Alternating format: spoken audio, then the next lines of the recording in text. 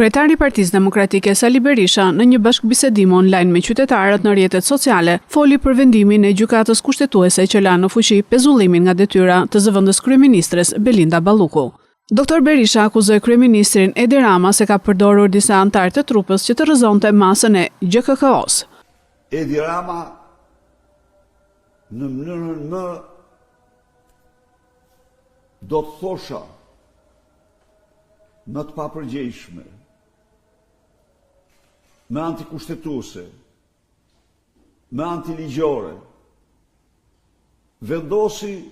të përdor gjykatën kushtetuese mburoj të vjedhjeve të tij, të përdor gjykatës të papërgjegjshëm që s'kan parim moral ligjor, s'kan asnjë lloj norme, si mburoj për vazhdimin e detyrës të Lubi Ballukut. Por ama këto qëndrime të tij hasen në kundërshtimin më të fuqishëm